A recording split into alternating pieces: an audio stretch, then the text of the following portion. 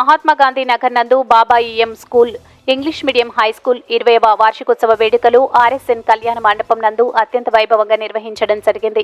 ఈ కార్యక్రమంలో ముఖ్య అతిథిగా సినీ నటుడు సుమన్ పాల్గొని ఘనంగా స్కూల్ కరెస్పాండెంట్ అమీర్ జాన్ ఆధ్వర్యంలో ఘనంగా నిర్వహించడం జరిగింది.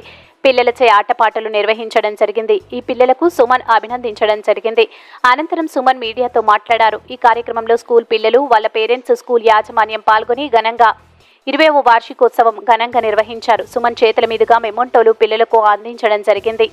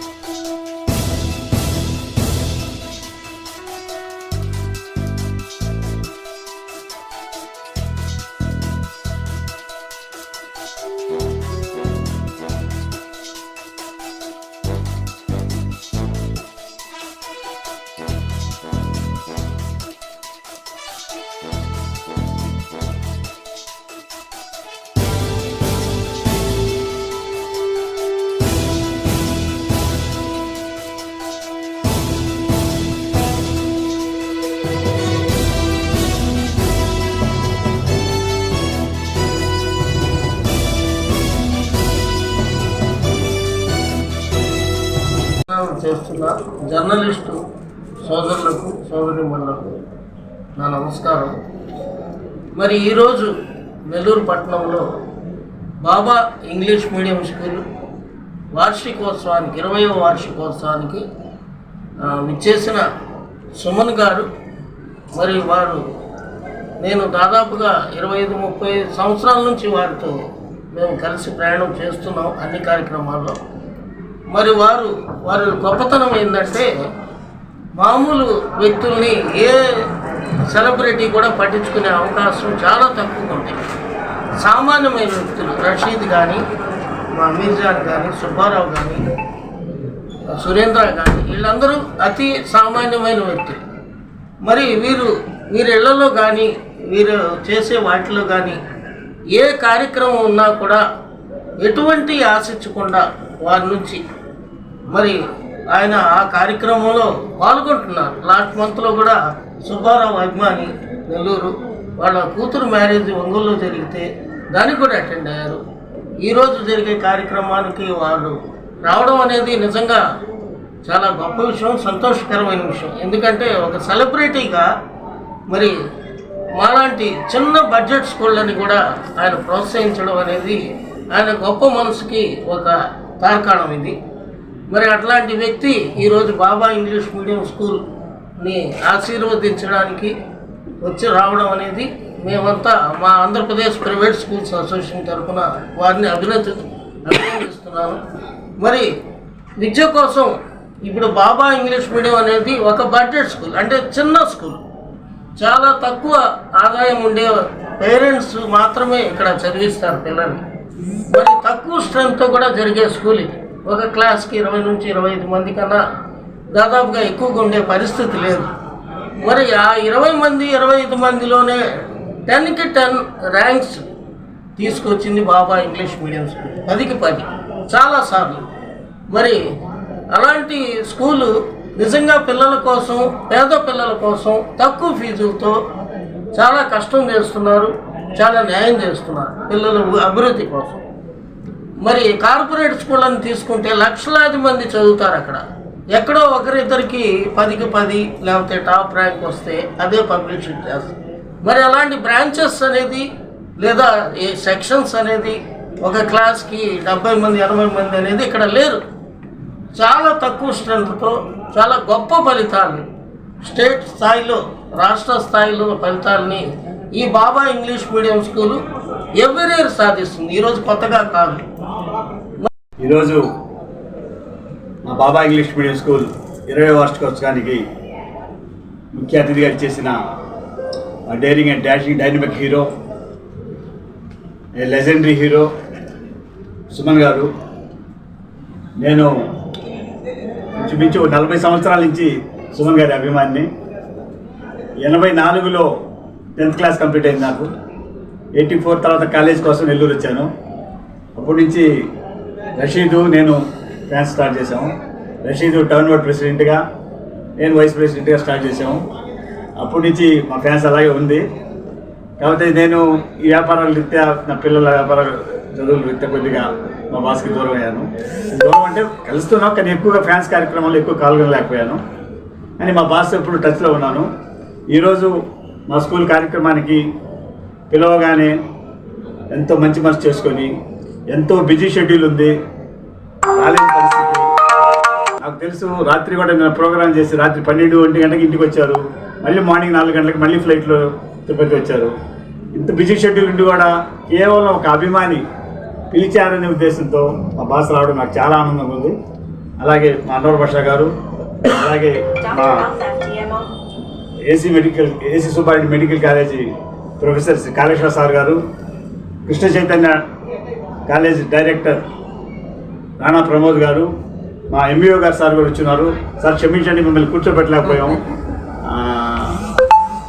అబ్దుల్ హమీద్ గారు, అందరికీ పేరు పేరున పత్రికల వారికి, విలేకరులు అందరికీ పేరు పేరున ధన్యవాదాలు తెలియజేస్తున్నాను. మరోసారి మా బాస్కి నా హృదయపూర్వక కృతజ్ఞతలు తెలియజేస్తున్నాను. నేను నా చిన్నప్పుడు నేను పెరిగినంత ఒక ముస్లిం హౌసే. నా ఇంటి పక్క ఇంటి వచ్చి జినా టైలర్స్ అని చెప్పేసి చెన్నైలో చాలా ఫేమస్ వాళ్ళు. మా అమ్మగారు ఎక్కడైనా అంటే కాలేజ్ ప్రిన్సిపల్ ఆవిడ, సో టూర్కి వెళ్తే అక్కడే వదిలేసి వెళ్ళేవారు. వాళ్ళ ఇంట్లో అంతా అమ్మాయిలే, అంటే అబ్బాయిలు పుట్టలేదు. సో నన్ను ఒక కొడుకులాగా వాళ్ళు పెంచారు. చిన్నప్పటి నుంచే నాకేంటంటే ఇస్లాం గురించి, ముస్లిం ఈ ట్రెడిషన్ గురించి ఇవన్నీ ఏంటంటే నాకు అలవాటు ఉంది. అలాగే క్రిస్టియానిటీ కూడా నాకు బాగా, ఏమంటే స్కూల్ కాన్వెంట్, చెన్నైలో చర్చ్ పార్క్ కాన్వెంట్ చదివాను. సో నాకేంటంటే ఈరోజు నేను ఈ స్థాయికి వచ్చానంటే ఫిలిం ఇండస్ట్రీలో నాకు ఎవరు సపోర్ట్ లేరు, నాకు ఎవరు బంధువులు లేరు, ఎవరు లేరు. నేను ఒక్కనే వచ్చాను, యాక్టర్ అవ్వాలని కాదు. సడన్గా అవకాశం వచ్చింది, షూటింగ్ స్టార్ట్ అయింది, దాని తర్వాత యాక్టింగ్ నేర్చుకున్నాను, దాని తర్వాత డాన్స్ నేర్చుకున్నాను. ఈరోజు 46వ సంవత్సరం, దగ్గర 750 సినిమాలు దాటుతున్నాను. 100 సినిమాలు తెలుగులో హీరో పూర్తి అయిపోయింది, 50 సినిమాలు హీరోగా తమిళ్లో, 25 పిక్చర్స్ కన్నడ అయిపోయింది, 700 సినిమాలు, 10 భాషలు. అంటే నిజంగా మా తల్లిదండ్రుల ఆశీర్వాదాలు, మా అభిమానులు ఆశీస్సులు, ఆ భగవంతుడు ఇంతనే చేసాను తప్ప, ఎందుకంటే ఇండస్ట్రీ సపోర్ట్ లేకుండా అసలు ఉండడం అంటే చాలా కష్టం. అయినా నా నిర్మాతలు, దర్శకులు వాళ్ళందరికీ పాదాభి ఉన్నాను. అంటే టెక్నీషియన్స్ అందరికీ మంచి నాకు స్టోరీస్, మంచి యాక్షన్, మంచి డాన్స్, మంచి మ్యూజిక్, సాంగ్స్, డైరెక్టర్స్, మంచి డైలాగ్స్, రైటర్స్ ఇచ్చారు. అందరికీ ఈరోజు ఈ స్థాయి ఉన్నానంటే అది సినిమా వాళ్ళని. నాకు వచ్చే ఇమేజ్ వెంకటేశ్వర స్వామిగా, అన్నమయ్య రామదాసు, రాముడుగా, సత్యనారాయణ స్వామిలో ఇలాంటి ఏంటంటే రేర్ రికార్డ్. నాకంటూ ఒక record. President of India Shankar Dayal Sharma గారితో కూర్చొని అన్నమయ్య సినిమా చూశారు. ఎంతమంది చూశారు సినిమా?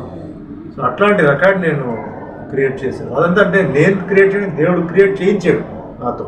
సో నా ఏంటంటే మనందరూ ఒకటిగా ఉండాలి, ప్రతి మతం కులాన్ని మనం గౌరవించాలి. ఎందుకంటే ఒక్కో దాంట్లో స్పెషాలిటీ ఏదో ఒకటి ఉంటుంది. అలా నేను అనుకుంటున్నాను. నేను అదే చెప్పిన దర్గాకి వెళ్తాను, చర్చికి వెళ్తాను, అన్నిటికీ నేను వెళ్తాను. సో జొరాస్ట్రియన్ దీనికి కూడా నేను వెళ్తాను.